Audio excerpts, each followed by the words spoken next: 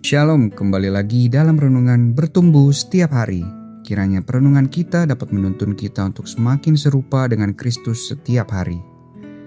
Hari ini kita akan kembali merenungkan satu topik tentang pemimpin yang peduli. Bagian firman Tuhan yang menjadi fokus perenungan kita adalah Ibrani pasal 4 ayat 15, terjemahan baru 2 yang berbunyi demikian. Sebab imam besar yang kita punya bukanlah imam besar yang tidak dapat turut merasakan kelemahan-kelemahan kita. Sebaliknya, sama dengan kita, ia telah dicobai dalam segala hal, hanya saja ia tidak berbuat dosa. Jemaat yang terkasih di dalam Tuhan, ada seorang adik yang sedang kesulitan mengerjakan soal matematika. Berulang kali dia mencoba menghitung, tidak juga menemukan hasil yang tepat. Dari kejauhan kakaknya mengamati. Melihat adiknya yang sudah hampir menyerah, akhirnya sang kakak menghampiri dan membantu adiknya menyelesaikan soal matematika tersebut. Si kakak tentu sudah memahami cara kerja soal matematika itu karena ia telah melewati fase pelajaran tersebut. Seringkali kita dihadapkan pada situasi yang dialami adik tersebut, bahkan jauh lebih rumit dibanding memecahkan soal matematika. Misalnya, ada yang sedang merasa khawatir dengan sakit penyakit, ada yang sedang harap-harap cemas menunggu panggilan kerja, ada juga yang sedang mengalami guncangan ekonomi, percekcokan yang sering terjadi dalam keluarga, dan lain sebagainya. Inilah yang membuat kita sadar betapa keberadaan kita sebagai manusia sangat lemah dan terbatas.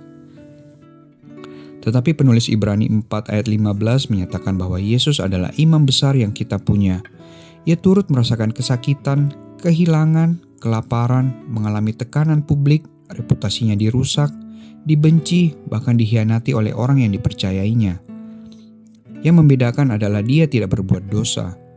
Yesus dicobai tanpa berdosa, menjadikan ia imam besar dan korban yang sempurna untuk menebus dosa-dosa kita. Ini menunjukkan keilahiannya sekaligus empatinya terhadap kelemahan-kelemahan kita. Yesus adalah sosok pemimpin tertinggi, karena ia lebih dulu mengalami semua penderitaan. Yesus memahami semua ketakutan kita. Bukan hanya memahami, ia juga peduli. Oleh karena itulah dia memberikan nyawanya agar kita tidak selamanya berada dalam ketakutan dan kekhawatiran. Kepada Allah yang demikianlah kita berdoa, dan yang lebih indah lagi, kita sangat bisa mempercayakan sepenuhnya masa depan kita kepada Yesus Kristus, Sang Pemimpin sejati, Imam besar kita. Marilah kita meneladani kepedulian dan empati Yesus kepada sesama di sekitar kita, sehingga kemuliaan Tuhan terpancar melalui hidup kita. Mari kita merenungkan sejenak. Sudahkah kita jujur kepada Tuhan akan kelemahan-kelemahan kita, ataukah kita masih menghadapinya sendiri? Langkah apakah yang bisa kita lakukan untuk meneladani kepedulian Yesus? Mari kita berdoa.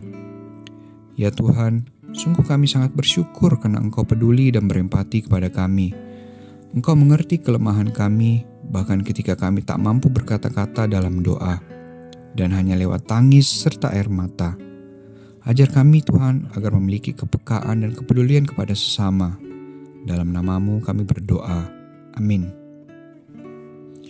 Mari terus bertumbuh dalam kebenaran firman Tuhan. Sampai jumpa lagi dalam renungan kita esok hari. Tuhan Yesus memberkati kita semua.